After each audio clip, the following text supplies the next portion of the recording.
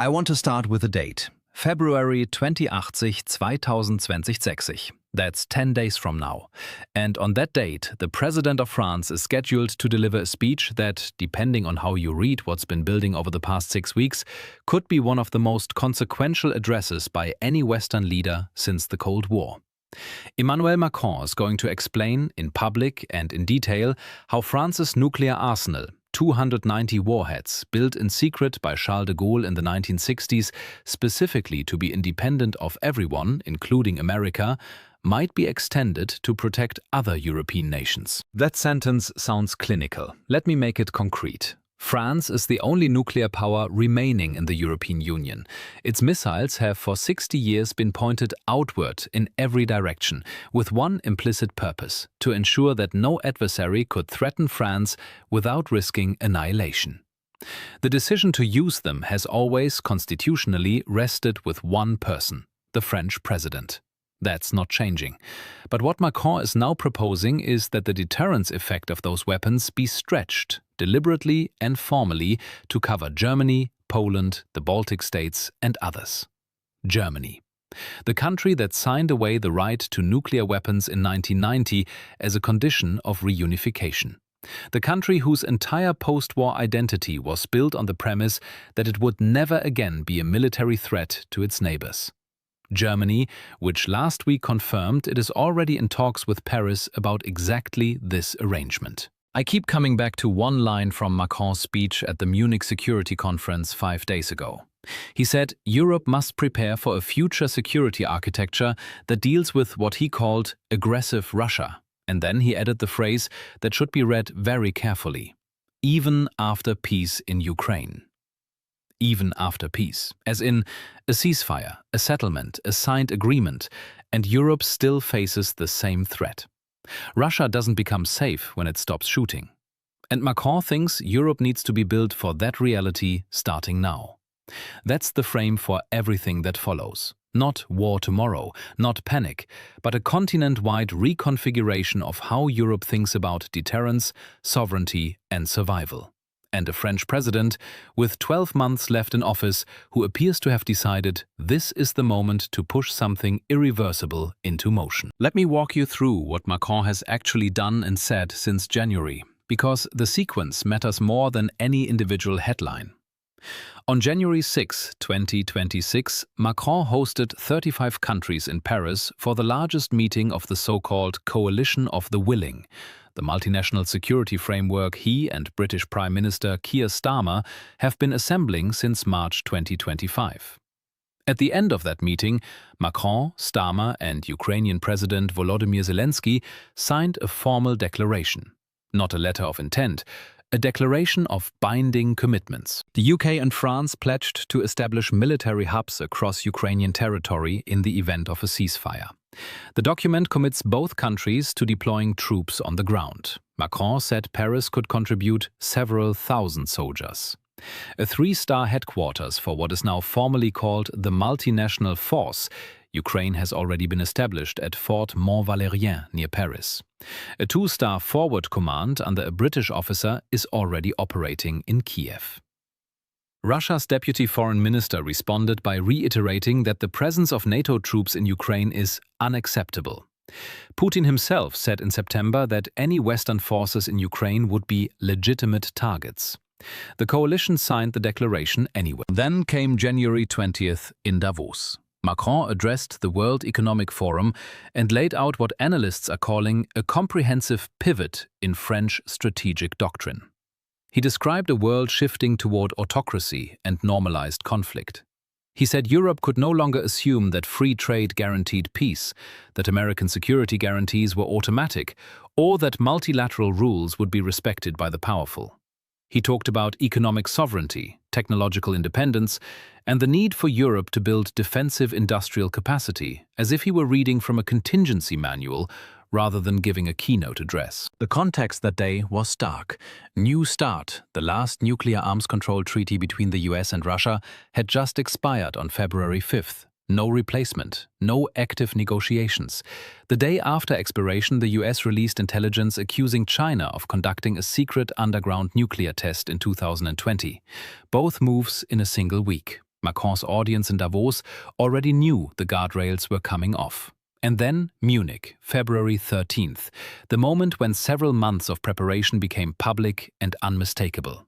Here's the core of what Macron actually said, because the language is specific and it's worth unpacking carefully. He opened by pushing back hard on the narrative that Europe is in decline. Where some see threats, I see fortitude, he said. Where some see doubts, I see opportunity. Then he pivoted to the diagnosis. Europe's existing security architecture was built for a world that no longer exists, designed around assumptions, American commitment, Russian restraint, institutional stability that have either evaporated or are actively under assault. His central argument was that Europeans must design their own security future because their geography is permanent and the people who used to organize their protection for them have decided they have other priorities. He was careful not to name the United States directly, but the reference was unmistakable when he said, "I don't want this negotiation to be organized by someone else." Then came the nuclear proposal. Macron described a new, holistic approach to nuclear deterrence among European allies. He announced what he called a new strategic dialogue with Chancellor Merz and other European leaders on how France's existing nuclear doctrine could be formally articulated with common security interests across the continent. And he promised that before the end of February, which means within the next 2 weeks, he would deliver a full speech spelling out the details of how this would work. The framework being discussed, according to reporting from Eurasia Business News and the Financial Times, involves France extending deterrence coverage to European allies without formally transferring control of nuclear weapons to anyone else. The French president retains the launch decision. Constitutionally, that cannot change. But the implicit and explicit security umbrella would cover Germany and potentially Poland and the Baltic states. Joint exercises, shared risk assessment, a formal nuclear steering group, which the UK and France have already established through the July 2025 Northwood Declaration. Let that land for a second. Britain and France, the two European nuclear powers, have already signed a declaration coordinating their nuclear deterrence. That happened 7 months ago and barely registered in mainstream coverage. The Munich announcement builds on infrastructure that was already quietly assembled. This is the part that I think most coverage is completely underweighting. What's being described is not a reaction to an immediate crisis. It's the construction of a new European security order designed to function without American leadership, while not formally breaking with the United States. And it is being built at a speed that has no historical precedent in European politics. The Chatham House analysis from this week framed it this way. European leaders are responding to what they now see as a structural, not temporary, shift in the transatlantic relationship. The calculation isn't Trump is unpredictable, so we need to hedge. The calculation is US foreign policy is now contingent on domestic electoral outcomes in ways that make any long-term security guarantee impossible to rely on.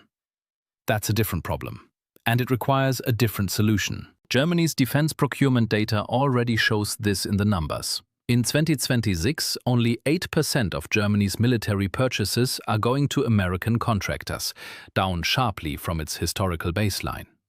The EU's €150 billion SAFE defense financing program, which requires 65% European content in any procurement it funds, is oversubscribed. Every NATO ally that can access it is competing for allocation. The money is flowing into Rheinmetall in Germany, KNDS in France, Saab in Sweden, Leonardo in Italy. Not into Lockheed Martin, not into Raytheon. The German Chancellor has promised to make the Bundeswehr the strongest conventional military in Europe, deploying its largest brigade outside Germany since 1945, currently stationed in Lithuania, directly on Russia's border. Germany. The country that a generation ago was legally prohibited from stationing combat forces abroad. Building the largest foreign deployment of its army in 80 years. And then there's something that barely made international headlines but deserves much more attention. In July 2025, France's health minister sent a letter to French health agencies asking them to prepare for a potential major engagement by March 2026. Hospitals were asked to be ready to treat several thousand soldiers over periods ranging from 10 to 180 days. The health ministry confirmed the letter existed. It said it was about preparing for various risks and threats, not about war, officially. But someone decided to ask French hospitals to plan for battlefield casualties at scale. And that decision came from the top. Is that preparation for a scenario Macron thinks is likely? Or prudent contingency planning for a government that has concluded it can no longer afford to assume peace? That distinction matters enormously. And I don't think anyone outside Paris knows the honest answer. Where does that land with you? Because the gap between deterrence and preparation is usually where the most important decisions get made, quietly, before anyone talks about them publicly. Tell me what you're making of the sequence so far. Now let me introduce the tension, because this is not a story with one voice. Spanish Prime Minister Pedro Sánchez used his Munich appearance to deliver a direct counter-argument to Macron's nuclear proposal. He said nuclear rearmament is not the way. He pointed out that global powers currently spend more than $11 million every hour on nuclear weapons, and that the US alone will spend $946 billion on its nuclear forces over the next decade. This is enough to eradicate extreme poverty in the world, he said. He quoted Ronald Reagan, "A nuclear war cannot be won." These are not fringe concerns. They reflect a serious tension inside European politics between the countries on the eastern flank, Poland, Estonia, Latvia, Lithuania, who are close enough to Russia to feel the threat viscerally and want maximum deterrence now, regardless of cost or risk, and countries further west and south who worry that expanding nuclear postures makes escalation more likely rather than less. The Soufan Center, a serious security research organization, put the fundamental problem plainly. Building credible European nuclear deterrence that could substitute for the American umbrella would require French and British arsenals to expand significantly, would cost hundreds of billions of euros, and would take at minimum a decade to achieve genuine credibility. France has 290 warheads, Britain has around 225, Russia has 5,580, the United States has 5,044. The arithmetic of deterrence is not comfortable. There's also the governance question, which is the one nobody has solved. Macron will retain sole authority over French nuclear weapons. The French constitution guarantees it. Germany is legally prohibited from possessing nuclear weapons under the 1990 2+4 treaty that made reunification possible. Poland and the Baltic states would theoretically shelter under a French umbrella they can't control, aimed at an adversary that sits on their borders. The moment any of those countries felt France's resolve was uncertain, the moment a future French president seemed likely to hesitate, the deterrence evaporates. The credibility problem is real, and it's not answered by announcing a dialogue. And there's Russia's perspective on all of this, which matters even if you dismiss everything else Moscow says. Russian officials have described the European nuclear discussions as escalatory. They've characterized the coalition of the willing as a hostile military buildup on their border. That's partly propaganda, but it's also partly a preview of how Moscow will use European rearmament to justify continued military expansion, continued pressure on Ukraine, and continued testing of Western resolve. There's a feedback loop here that could accelerate the very conflict it's designed to prevent. So what is Macron actually doing, stripped of the diplomatic language and the institutional framing? He's betting, with 12 months left in his presidency, that this is the window, that the combination of Trump's America pulling back, Russia's aggression continuing even through a possible ceasefire, and China's expanding nuclear capability has created a moment where European security autonomy transitions from a theoretical aspiration to a practical necessity. And he's moving fast, deliberately, while he still has the authority and the international standing to force the question into the open. The upcoming nuclear doctrine speech at the end of February is not a policy announcement in the normal sense. It's a forcing function. Once France publicly articulates how its nuclear deterrent can be extended to cover European allies, every European government has to declare where it stands. Germany has to say yes or no. Poland has to decide whether a French umbrella is credible enough to base its security on. The Baltic states have to weigh French guarantees against the American ones that have been the foundation of their defense planning for 30 years.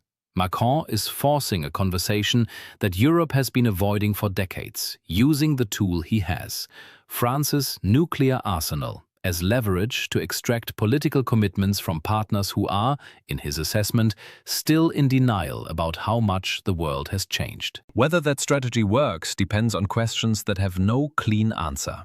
How credible is French nuclear deterrence to a Russian military that has been fighting in Ukraine for 4 years and watched European responses closely? Will the upcoming speech be specific enough to actually shift German and Polish security calculations, or vague enough that everyone can interpret it as they need to? And what happens if there is a peace deal in Ukraine, followed 6 months later by a new Russian provocation, a hybrid attack, a border incident, a cyber attack on Baltic infrastructure, and Europe's new security architecture faces its first real test? Macron has been right more often than he's been given credit for about the direction of things. He was warning about European strategic vulnerability in 2019, when it was easy to dismiss. He was calling for European defense integration before it became urgent. He is, whatever you think of his domestic politics, genuinely engaged with the structural logic of European security in a way that few heads of state are. But being right about the direction doesn't mean the path he's chosen leads somewhere safe. The difference between deterrence and escalation is, sometimes, a matter of perception, and perceptions on both sides of this divide are already stretched thin. Here's where I'm landing on this, and I want to be direct about the uncertainty. What Macron is building is a Europe that can say, even if America doesn't show up, the cost of attacking us is existential. That's a coherent security strategy. It may in fact be the only viable long-term strategy for a continent that can no longer rely on a single external patron. The risk is that building it fast, in public, with all the political noise that surrounds it, sends signals that are misread by Moscow, by Washington, by European publics who are just starting to process the idea that the peace they grew up in was not a natural state of affairs, but a constructed one that required constant maintenance. When that maintenance stops, the structure doesn't hold itself up. Macron's speech at the end of this month will tell us a lot, not because of what it promises — politicians promise things all the time — but because of the level of specificity. If he names countries, defines commitments, specifies conditions, that's a new architecture being laid in concrete. If he speaks in frameworks and principles, that's a statesman buying time and keeping options open. Both of those things could be the right move. The problem is, they require completely different responses from every other actor in this story. So here's the question I'm genuinely wrestling with, and I want yours. If you were advising a country on Europe's eastern flank right now, Poland, Estonia, Finland, would you trust a French nuclear umbrella as the foundation of your security planning? Or does the answer to that question reveal something uncomfortable about whether any of this actually works? Drop your thinking below. I don't have a clean answer. I don't think anyone does.